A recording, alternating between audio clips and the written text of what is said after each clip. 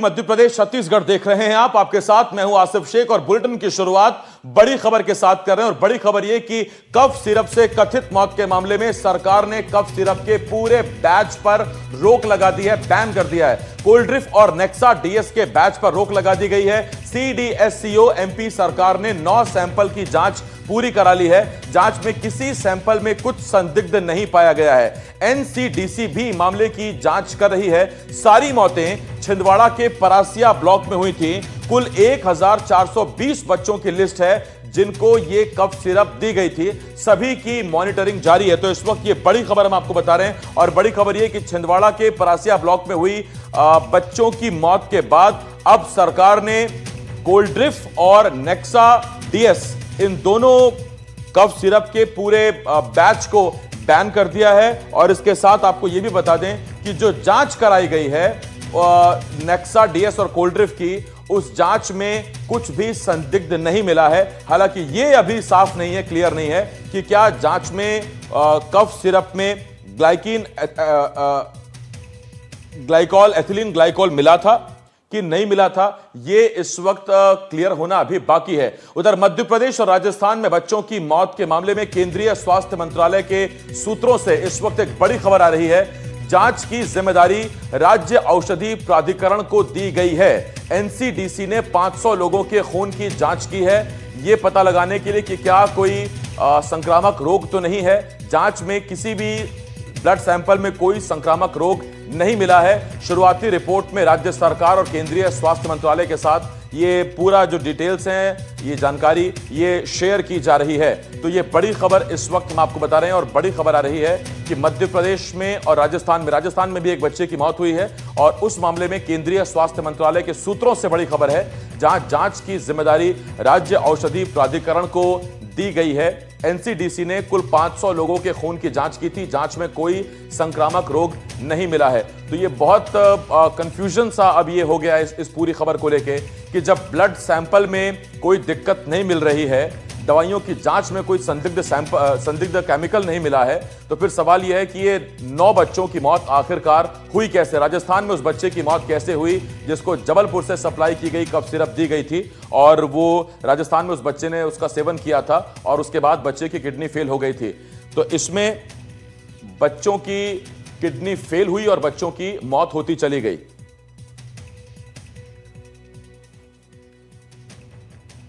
पल्लव मिश्रा इस वक्त मेरे सहयोगी इस बड़ी खबर पर हमारे साथ जुड़ रहे हैं। पल्लव, सबसे हैरानी वाली बात यह है कि जब ब्लड सैंपल में कोई दिक्कत नहीं आ रही है, कोई संक्रामक रोग नहीं मिला है, जब दवाइयों की जांच में कोई संदिग्ध केमिकल नहीं मिल रहा है, तो बच्चों की मौत हुई कैसे? जो सारी चीजें हैं जिसको लेकर कंफ्यूजन बना हुआ है, वो सारी प्रक्रियाएं जो है जब जांच पूरी हो जाएगी तभी तथ्य सामने आएगा। लेकिन शुरुआती जो जांच हुई है उसके मुताबिक जो जानकारी हमारे पास है, जो हमको आधिकारिक सूत्रों के हवाले से जो स्वास्थ्य मंत्रालय के उन्होंने जानकारी दी है, उसके मुताबिक कि जो दवा की गुणवत्ता है उसको लेकर भी बार बार जांच की जा रही है, क्योंकि जिस कंपनी ने इस दवा को बनाया है वो कंपनी भी पहले विवादों में रह चुकी है। 5 अक्टूबर 2023 को कंपनी की जो खांसी की दवा थी KL-22/359 उसको सीडीएससीओ ने नॉट ऑफ स्टैंडर्ड क्वालिटी घोषित किया था। उसके बाद से हम ये देख रहे हैं करीब 11 बच्चों की जो मौत हो रही है, मध्य प्रदेश हो चाहे राजस्थान हो, तो उसी को लेकर ये जांच की जा रही है। अभी कुछ दिन पहले ही national centre for disease control जो स्वास्थ्य मंत्रालय का एक हिस्सा है, उसने जाकर वहां पे सैंपलिंग की और जांच 2 प्रकार से की जा रही है कि कहीं दवाई के अलावा कहीं वहां कोई बीमारी राज्य में आउटब्रेक तो नहीं कर रहा है, पानी के जरिए, मच्छर के जरिए, तो उन तमाम पैरामीटर्स को देखा जा रहा है। और जो राज्य की दवा नियामक इकाई है उनके साथ उन तमाम पैरामीटर्स की जांच की जा रही है और ये पता किया जा रहा है कहीं ऐसा तो नहीं है कि जो ये सिरप पी रहे हैं उससे कोई केमिकल जा रहा है और वो बॉडी को ट्रिगर कर रहा हो जिसके कारण इस प्रकार की मौतें हो रही हैं। तो तमाम चीजों की जांच की जा रही है और एनसीडीसी ने जो जाकर सैंपलिंग ली थी उसकी रिपोर्ट के मुताबिक कोई संक्रामक चीज वहां पर नहीं मिली है।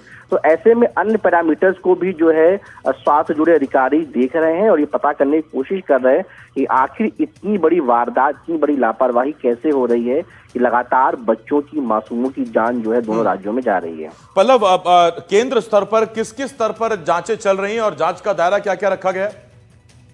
देखिए, जांच दो प्रकार से चल रही है। एक तो राज्य की जो औषधि नियामक इकाई है, जो ड्रग कंट्रोलर्स हैं, वो जांच कर रहे हैं, वो दो दवा की गुणवत्ताओं की जांच कर रहे हैं, ये पता करने की कोशिश कर रहे हैं। क्योंकि नॉट ऑफ स्टैंडर्ड क्वालिटीज को 2023 में घोषित किया गया था, तो ऐसे में कहीं ऐसी चीजें तो नहीं है जो दवा में नहीं हो, कोई केमिकल या कोई केमिकल ऐसा हो जिसका साइड इफेक्ट हो रहा हो, जो जाके बॉडी में किडनी जैसे बहुत क्रूशियल ऑर्गन को डैमेज कर रहा हो। तो ड्रग अथॉरिटी उस लिहाज से जांच कर रही है। जो national centre for disease control है, जो ministry of family and welfare का हिस्सा है, वो जाके सैंपलिंग करके तमाम जगहों की आउटब्रेक जांचने की कोशिश करेगी। ठीक बात है, और ये जांच के बाद ही चीजें साफ हो पाएंगे कि आखिर असल वजह क्या है बच्चों की मौत की। पल्लव, बहुत शुक्रिया आपका हमारे साथ जुड़ने के लिए। पल्लव मेरे सहयोगी इस वक्त इस बड़ी खबर पर हमारे साथ जुड़े हुए थे, और आपको बता दें कि अब इस मामले में कुछ सवाल उठ रहे हैं। सबसे पहला सवाल तो यही है कि आखिर इस मौत का जिम्मेदार कौन है। कुछ सवाल हैं जो इस पूरी घटना पर उठ रहे हैं, और उन सवालों का जवाब कब मिलेगा यह देखना होगा। 9 बच्चों की मौत का जिम्मेदार आखिरकार कौन है, किसकी जिम्मेदारी थी। दूसरा, जांच में पहले कफ सिरप को क्लीन चिट क्यों दे दी गई। जांच पूरी हुई भी नहीं थी, आपको याद होगा, क्लीन चिट दे दी गई। क्लीन चिट अगर दे दी गई थी तो फिर पूरा का पूरा बैच अब सरकार ने बैन क्यों किया है। सिर्फ छिंदवाड़ा के परासिया में ही हालात बेकाबू क्यों हो रहे हैं। सवाल यह भी कि कई नकली के खेल ने तो बच्चों की जान लेनी शुरू नहीं कर दी है। कफ सिरप बैन करने में क्या देरी हुई है, यह भी एक सवाल है। और सवाल यह भी कि कफ सिरप में गड़बड़ी अगर नहीं है, कोई संदिग्ध केमिकल नहीं मिल रहा है, तो फिर मौत क्यों हो रही है, और जिम्मेदारों पर आखिरकार कार्रवाई कब होगी। पहले तो यही पता लग जाए कि जिम्मेदारी है किसकी, जिम्मेदारी तय किसकी होती है, उसके बाद ही कार्रवाई होगी। लेकिन यह कार्रवाई कब होगी यह भी अपने आप में एक सवाल है। तो ये 2-3 सवाल जो बहुत अहम हैं इस वक्त, वो यही उठ रहे हैं कि आखिरकार जब किसी भी जांच में कोई गड़बड़ी नहीं पाई जा रही, ब्लड सैंपल में कोई संक्रामक रोग नहीं मिला, इसके बाद दवाइयों की जांच हुई उसमें कोई संदिग्ध केमिकल नहीं मिला, तो सवाल यह भी उठ रहा है कि जो एथिलीन ग्लाइकॉल यानी ईजी की जो बात की जा रही है, क्या ये ईजी संदिग्ध केमिकल माना गया है कि नहीं माना गया है, या इसको अलाउ किया गया है। और ईजी के साथ साथ डीईजी, डाई एथिलीन ग्लाइकॉल, इन दोनों के मिश्रण को अगर उसमें पाया गया है तो क्या इसे संदिग्ध माना गया है। मेरे साथ हमारे कई खास मेरे सहयोगी जुड़ रहे हैं हमारे साथ एग्जीक्यूटिव एडिटर अनुराग द्वारी जी इस वक्त मुझे ज्वाइन कर रहे हैं, साथ ही साथ छिंदवाड़ा से मेरे संवाददाता शाश्वत शर्मा हमें ज्वाइन कर रहे हैं, और वीरेंद्र शेखावत राजस्थान से हमें ज्वाइन कर रहे हैं, साथ ही साथ नीलेश भी हमें ज्वाइन करेंगे। लेकिन सबसे पहले मैं अनुराग सर आपके पास आ रहा हूं। अनुराग जी, मेरा सीधा सवाल आपसे ये कि 2 बातें निकल के आ रही हैं। जब ब्लड सैंपल में कोई संक्रामक रोग नहीं मिल रहा है, जब दवाइयों में कोई संदिग्ध केमिकल नहीं मिल रहा है, तो कहीं ऐसा तो नहीं कि ये कोई नकली का खेल है जो जबलपुर में सुपर स्टॉकिस्ट या उसके बाद नीचे लेवल पर जो चीजें जा रही हैं वो लोकल मिलावट वो बच्चों की जान ले रही है। जब कहीं कोई गड़बड़ी नहीं तो फिर बच्चों की मौत कैसे। देखिए, अपने आप में बहुत अहम सवाल है आसिफ। 2 बातें हैं, जो दोनों दवाइयां हैं, एक चेन्नई में बनती है और एक बद्दी हिमाचल प्रदेश में बनती है।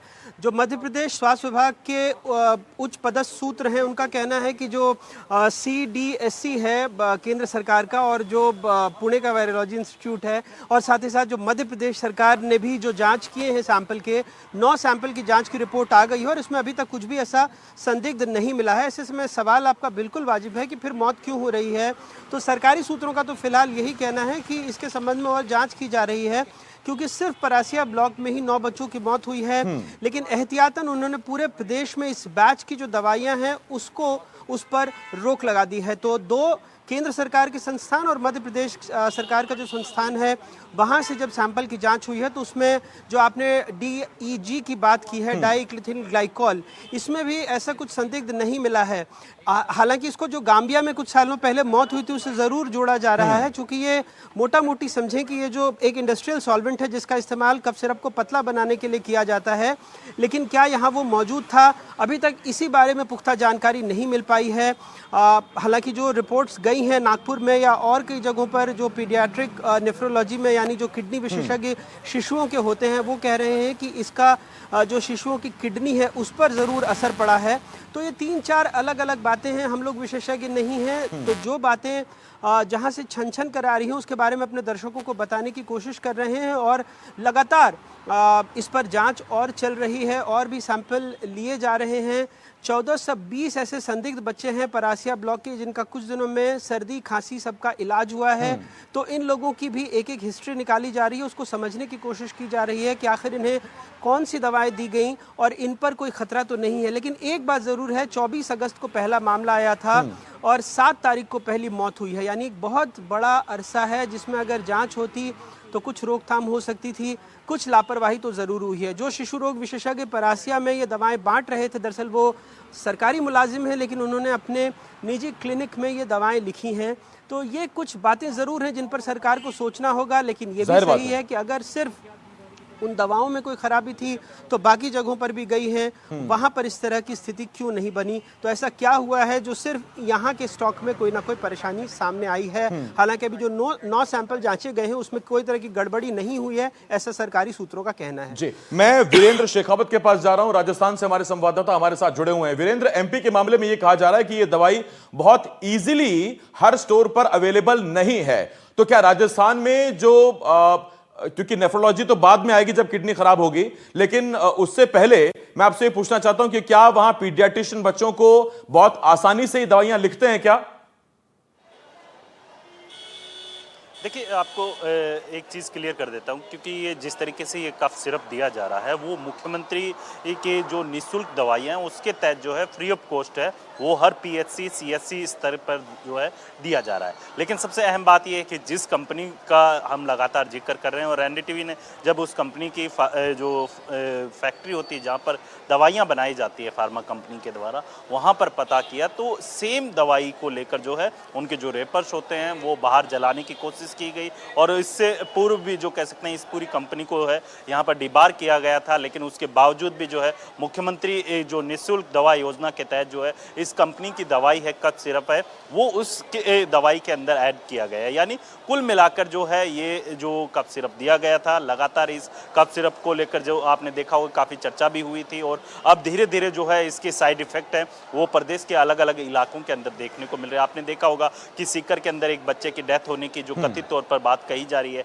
कि सेम इसी कफ सिरप के यूज से जो है इस बच्चे की मौत हुई है। इसके अलावा आप भरतपुर जाइए जहां पर मुख्यमंत्री का खुद का गृह जिला है, वहां पर भी जो है 3 बच्चे एक साथ जो है बीमार हो जाते हैं, बेहोश हो जाते हैं, और जिनमें से एक बच्चे की मौत हो जाती है। कथित तौर पे जिस तरीके से ये जो मौत के लगातार जो कह सकते हैं कि इस दवाई के उपयोग से जो मरीजों की संख्या या फिर जो कह सकते हैं कि लोग हैं वो लगातार कहते हुए दिखाई दे रहे हैं कि ये जो पूरी मौतें हैं इस सिरप की सेवन से हुई है। यानी हालांकि जांच कुछ और कह रही है। वीरेंद्र, मेरा आपसे एक सवाल और है, आपने बताया कि वहां मुख्यमंत्री जो मुफ्त दवाई योजना है उसके तहत ये बांटी जाती है, तो क्या ये जो पूरे प्रदेश में जो ये जानकारी जो पूरे प्रदेश में जो ये मिल रही है दवाई इस वक्त, ये क्या स्टॉक एमपी के जबलपुर से ही आ रहा था या कहीं और से भी आ रहा था? देखिए, इस जो ये सिरप है इसका निर्माण है जयपुर के ही जो इलाका है इंडस्ट्रियल एरिया, वहाँ पर बनाया जा रहा था। और सबसे बड़ी बात यह है कि इस कंपनी का जो नाम है वो कैसेंस फार्मा बताया जा रहा है, और उस कंपनी के द्वारा ही 2 सिरप बनाए जा रहे थे, जो दोनों ही जो निःशुल्क जो मुख्यमंत्री दवा योजना के तहत जो है आम लोगों को, आम नागरिकों को मुहैया करवाए जाते हैं। दोनों को जो है एक बार के लिए रोक दिया गया है, किसी को भी जो है ये सिर्फ है वो नहीं दिए जा रहे हैं। और अगर मैं प्रदेश के सबसे बड़े अस्पताल की बात करूं, स्वाभिमान सिंह अस्पताल की, तो वहां पर 8205 के करीब जो है यूनिट है वो पूरी तरीके से जो है आउट ऑफ स्टॉक है वो कर दिए हैं, क्योंकि हालांकि स्टॉक है वो उनके पास रखा गया है, लेकिन जब तक जांच पूरी नहीं होती है, जब तक जांच पूरी नहीं होती, तब तक चीजें जितना बचा जाए उतना बेहतर है। वीरेंद्र, मैं लौटूंगा आपके पास। आकाश द्विवेदी मेरे सहयोगी इस वक्त इस बड़ी खबर पर हमें ज्वाइन कर रहे हैं। आकाश, एक सवाल जो उठ रहा है वो ये कि राजस्थान सरकार ने इसे बैन कर दिया, जैसा वीरेंद्र भी बता रहे हैं। मध्य प्रदेश में भी अब इस पर बैन लगाने की बात की गई है।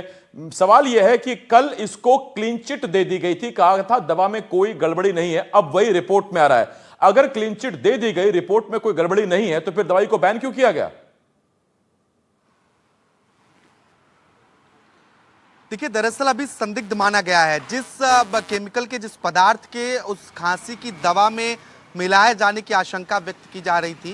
कल मैं राष्ट्रीय स्वास्थ्य मिशन के एक वरिष्ठ अधिकारी से इस संबंध में चर्चा कर रहा था। उन्होंने कहा कि ये सब्सटेंस जो है वो दवा को बनाने में, खासतौर पर खांसी की दवा को बनाने में इस्तेमाल होता ही नहीं है। एक तय मानकों के आधार पर दवाओं का मिश्रण किया जाता है, क्योंकि एक कंपनियां जो हैं वो कई तरीके के सॉल्ट, कई तरीके के फॉर्मूले बनाती हैं। ऐसे में कई बार आशंका ये भी हो सकती है कि कोई दूसरा सॉल्ट या फॉर्मूला किसी दूसरी दवा में मिल गई हो। हालांकि स्वास्थ्य मंत्री, मध्य प्रदेश के उप मुख्यमंत्री राजेश शुक्ला ने ये पहले भी कहा कि कफ सिरप में किसी तरीके की समस्या नहीं पाई गई है। अब जांच में भी ये सामने आ रहा है, तो सवाल ये है कि आखिर रीनल फेल्योर क्यों हो रहा है? क्योंकि बच्चों की उम्र बहुत कम है, बहुत छोटे बच्चे हैं, तो ऐसे में क्या एक नई बीमारी की ओर ये संकेत दे रहा है। ये एक बड़े पैमाने पर जांच का विषय है, क्योंकि अभी तक कफ सिरप को आधार मानकर तमाम जो जांच की प्रक्रियाएं हैं वो आगे बढ़ रही थी, लेकिन जो बच्चों की बायोप्सी पोस्टमार्टम रिपोर्ट आई है, अब उस पोस्टमार्टम रिपोर्ट को भी बहुत बारीकी से समझने की जरूरत है कि आखिर रीनल फेल्योर के कारण क्या हैं, क्योंकि एक रीनल फेल्योर है, प्री रीनल फेल्योर है, पोस्ट रीनल फेल्योर है। जो छिंदवाड़ा में हम केसेस देख रहे हैं, जानकार ये मानते हैं कि रीनल फेल्योर की वजह से ऐसी घटनाएं सामने आ रही हैं जो बच्चे, लेकिन ये घटनाएं हो क्यों रही हैं, यही सवाल है। फिलहाल जिस बैच की सप्लाई छिंदवाड़ा में की गई थी, उस पूरे के पूरे बैच को रोक दिया गया, उसकी बिक्री प्रतिबंधित की गई है, लेकिन छिंदवाड़ा और आसपास के जिले, खासतौर पर बालाघाट में भी इन दवाओं की बिक्री पर रोक की तैयारी की जा रही है। जो दवा लिखा गया था वो एक सरकारी डॉक्टर ने अपने ही प्राइवेट क्लिनिक के जहां से प्रैक्टिस करते हैं, कुछ जगहों पर, कुछ मामलों में उन्होंने ये दवा रिकमेंड की है। जी आसिफ। आकाश, मेरा सवाल आपसे यह है, इस तरह की खबरें भी आ रही हैं कि बहुत खुले तौर पर इस दवाई को खांसी के लिए नहीं लिखा जा रहा है, ये कुछ डॉक्टर्स की तरफ से ही लिखा जा रहा है, वो डॉक्टर जो प्राइवेट प्रैक्टिस करते हैं, और ये उन्हीं के घर के आसपास या उन्हीं क्लिनिक के आसपास कुछ जो मेडिकल स्टोर है वहीं से ये मुहैया हो रही है। कितनी सच्चाई है इस बात में? देखिए, ये सिर्फ एक विषय में नहीं हो सकता। दरअसल दवाओं का जो बाजार है वो बहुत दिमाग के साथ, जो एमआर होते हैं, जो दवा की कंपनियां होती हैं, वो एमआर एक भेजती हैं डॉक्टर के पास, जो डॉक्टर को बताती कि उनकी ये नई दवा है, और डॉक्टर उसे पर्चे पर लिखें, और वो आसपास के मेडिकल स्टोर या कोई प्राइवेट अस्पताल है तो वो अस्पताल का ही जो मेडिकल स्टोर है वो अधिकतर वहीं मिलती है। इसके बदले डॉक्टर को कमीशन या यूं कहें उपहार, गिफ्ट, कई तरीके के प्रलोभन दवा की कंपनियां देती हैं। इस मसले पर भी इस बात को इनकार कर दिया जाए, ये बहुत ठीक नहीं है। जितना मैंने ऑब्जर्व किया है, और ये बहुत बारीकी से मैंने ऑब्जर्व किया है, कि डॉक्टरों के पास एमआर पहुंचते हैं, वो घंटों प्रेजेंटेशन देते हैं, दिवाली पर बड़े उपहार दिए जाते हैं, इसलिए कि वो उनकी कंपनी की दवा को डॉक्टर लिख दें। लेकिन कई बार डॉक्टर वो ये ऑफर स्वीकार भी नहीं करते हैं, वो बहुत भरोसेमंद दवाइयों पर ही भरोसा करते हैं। लेकिन कई मर्तबा ऐसी परिस्थितियां बनती हैं कि जब एक संबंधित कंपनी की दवा ही लिखी जाती है, जो कुछ चुनिंदा मेडिकल स्टोर्स पर मिलती हैं। और अगर ऐसा इस मामले में भी है तो निश्चित तौर पर, लेकिन अगर ओपिनियन ले लेता हूं। Doctor Ashok Mishra, senior physician, हमारे साथ जुड़ रहे हैं इस मामले में। डॉक्टर साहब, बहुत स्वागत करता हूं मैं आपका। डॉक्टर साहब, मेरा आपसे सवाल है, दवाई में कोई गड़बड़ी नहीं मिल रही है, ब्लड सैंपल में कोई संक्रामक रोग नहीं मिल रहा है, डॉक्टर्स कह रहे हैं कि 20-20 साल से वो इस कंपोनेंट को, सॉल्ट को लिख रहे हैं, तो फिर बच्चों की मौत क्यों हो रही है, वो भी एक ही ब्लॉक में, एक ही जिले में? इसमें पोस्टमार्टम रिपोर्ट को के आधार पर यह जांच की जाए कि इसकी मौत के कारण क्या है, क्या किडनी फेलियर है या अन्य कोई वजह है इसकी। और ऐसे बच्चे जिनमें ये कफ सिरप नहीं दिया गया है, क्या ऐसे बच्चों को भी किडनी फेलियर हो रहा है, या केवल उन्हीं बच्चों में हो रहा है किडनी फेलियर जिसमें ये दवा दी गई है? तो ये कंपैरिजन जब होगा तब जाके ये सामने आएगी, और ये पोस्टमार्टम रिपोर्ट पर निर्भर करता है कि पूरी विस्तार से जब होगी तो मृत्यु कारण समझ में आएगा। और इसमें तुलना करना बहुत जरूरी है। क्या ऐसे बच्चे भी हैं जिनमें कफ सिरप नहीं दिया गया, उनमें भी किडनी फेलियर से की वजह से मौत हो रही है? तब आप उस किसी निष्कर्ष पर पहुंच पाएंगे। और दवाओं का क्वालिटी कंट्रोल भी बहुत जरूरी है। जो सैंपल हैं, जो लिए गए हैं, मेरी जानकारी के हिसाब से सैंपल कलेक्ट किए गए हैं, उनकी निष्पक्षता के साथ गुणवत्ता की जांच होना चाहिए। कोई पदार्थ उसमें मिल तो नहीं गया है, स्टोरेज के दौरान कोई गड़बड़ तो नहीं हुई है, मैन्युफैक्चरिंग के दौरान कोई गड़बड़ तो नहीं हुई है, उसमें जो कंटेंट्स दिखाए गए हैं केवल कंटेंट वही हैं, या उसके अलावा भी कोई कंटेंट मिल गए हैं उसमें?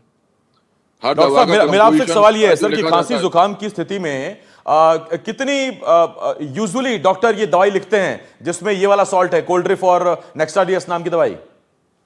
नहीं, ये दवाएं लिखते हैं जरूरत के हिसाब से, लेकिन कंपनी अलग अलग होती हैं।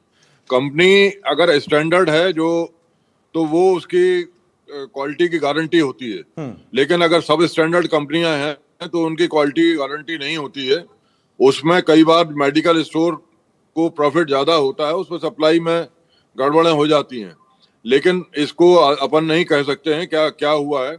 बेसिक बात यह है कि उसमें उसकी जांच की जाना चाहिए कि जो सैंपल, जो बैच है, वो उसके सैंपल कलेक्ट करके जिनसे मौतें हुई हैं उसमें कंटेंट्स जो ऊपर दिखाए गए हैं बॉटल के ऊपर, वही कंटेंट्स हैं। इसके अलावा कोई कंटेंट तो नहीं है, कोई चीज दूसरी दवा तो मिक्स नहीं हो गई है। जो उस पर लिखी नहीं गई उसमें दवा का कंटेंट लिखा जाता है, कंपोजिशन लिखा जाता है कि ये दवाएं हैं इसके अंदर।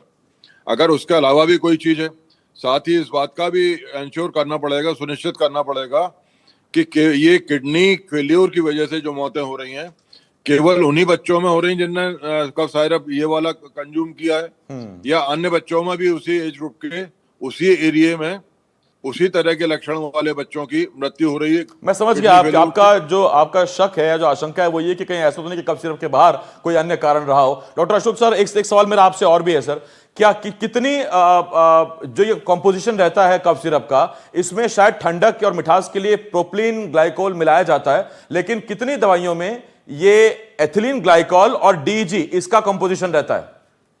देखिए, कई दवाओं में होता है, ये प्रोपोर्शन क्या है उसका आवश्यकता के हिसाब से दिया जाता है। वो केवल वो भी एक हो सकता है, उसके इफेक्ट, साइड इफेक्ट क्या है, साथ में कोई कौन कौन सी दवाएं दी गई हैं। कई बार दवाओं का भी इंटरेक्शन होता है, जो आप दवा दे रहे हैं उसके साथ में और दवाएं हैं, वो मिलकर तीसरा कोई परिणाम दे देती हैं, तो इंटरेक्शन भी होता है।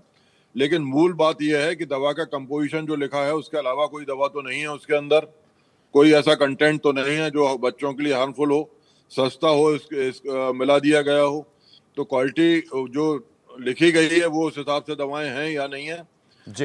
ये जांच करें। और साथ ही इस बात की जांच करना चाहिए शासन को कि जो बच्चे कफ सिरप जिनको लिखा गया है, जिनने कंज्यूम किया है, जिसका इस्तेमाल किया है, केवल उन्हीं में किडनी फेलियर हुआ है या अन्य ऐसे ही लक्षण वाले बच्चे, उसी इलाके के बच्चे अन्य भी हैं जिनमें। लेकिन सर उसमें एक सवाल फिर ये बन जाता है कि क्या वहां के जो बच्चे हैं जिन्होंने कफ सिरप नहीं लिया, तो फिर ये 9 ही बच्चे क्यों हैं? अगर वहां का पानी कंटामिनेटेड है या कुछ और अन्य वजह है तो बाकी बच्चों पर भी उसका असर हो सकता था। यही मैं जानना चाहता हूं। इस वक्त सत्य प्रकाश दुबे सर हमारे साथ जुड़ रहे हैं, हेल्थ एक्सपर्ट हैं। मैं आता हूं आपके पास डॉक्टर साहब। सत्य प्रकाश दुबे जी हमारे साथ जुड़ रहे हैं। सत्य प्रकाश सर, आपकी फाइंडिंग क्या कहती है, आपका तजुर्बा क्या कहता है?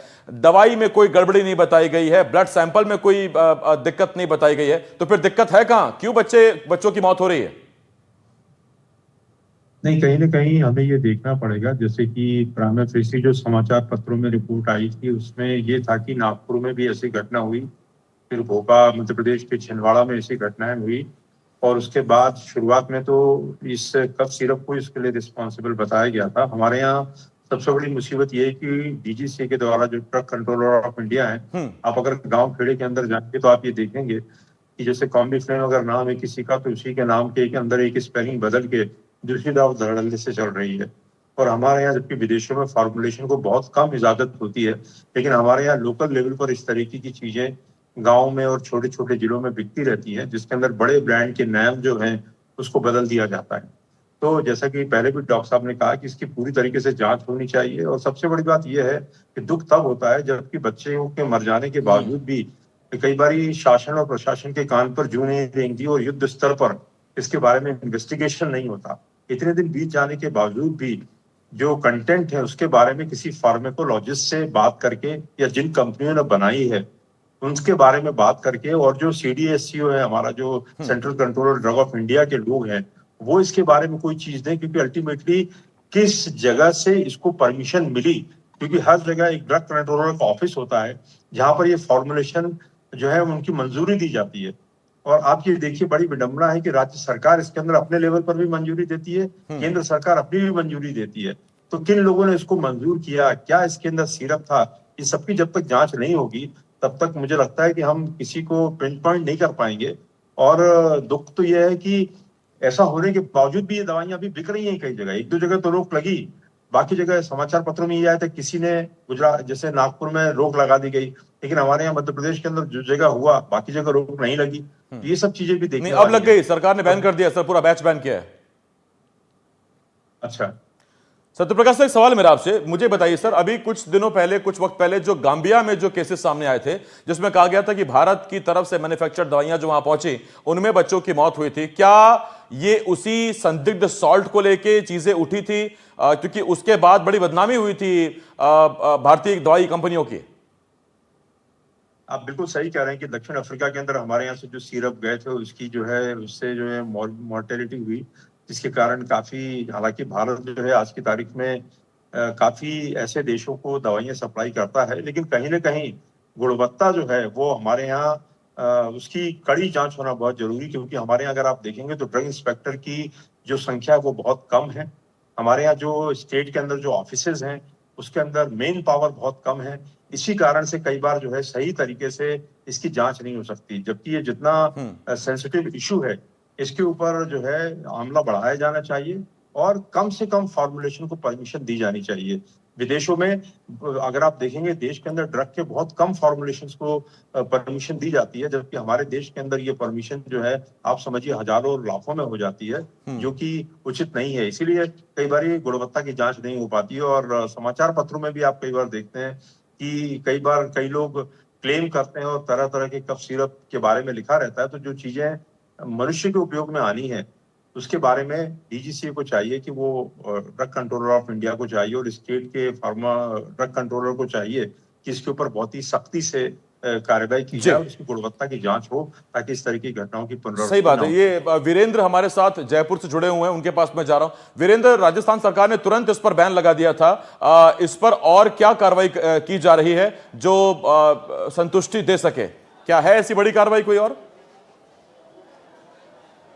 देखिए, आपको बताना चाहूँगा कि एनडीटीवी ने इस खबर को प्रमुखता से दिखाया था और उसी का असर है, आप साफ तौर पे देखा जा सकता है, क्योंकि मुख्यमंत्री भजनलाल शर्मा जो है साफ तौर पे निर्देश देते हुए दिखाई दे रहे हैं कि इस पूरा जो ये कफ सिरप है, इसको बनाने वाली जो भी कंपनी है, उस कंपनी को लेकर जो है जितनी तमाम दवाइयाँ बनाई जा रही हैं उन तमाम दवाइयों की नए सिरे से जाँच की जाएगी। अगर किसी दवाई के अंदर जो है अगर जो तय मानक हैं उन मानकों के अनुरूप नहीं पाई जाती है तो उसको लेके जो है ठोस कार्रवाई है वो यहाँ पर की जाएगी। लेकिन मुख्यमंत्री भजनलाल शर्मा की सरकार ने साफ तौर पर निर्देश दिया है कि इस जो कंपनी है, इस कंपनी के द्वारा जितनी मेडिसिन बनाई जा रही है उन तमाम दवाइयों को नए सिरे से जांच बिल्कुल करके ठीक है, और जांच के दायरे से इनको अधिकारियों गुजरना ही होगा, जांच के पैमाने पर खरा उतरना ही होगा, क्योंकि ये बच्चों का मामला है, रिस्क नहीं ले सकते वो बच्चे, चाहे राजस्थान के हों, चाहे मध्य प्रदेश के हों, देश के किसी भी प्रांत के हों। मैं बहुत धन्यवाद करता हूं आपका वीरेंद्र, बहुत शुक्रिया। इसके साथ साथ सत्यप्रकाश दुबे सर, बहुत बहुत धन्यवाद आपका हमारे साथ जुड़ने के लिए। आकाश, आपका बहुत शुक्रिया। अनुराग जी, आपका भी शुक्रिया। और डॉक्टर अशोक हमारे साथ जुड़े हुए थे, उनका बहुत धन्यवाद करता हूं मैं। डॉक्टर अशोक सर, आपका भी बहुत शुक्रिया। एक छोटे से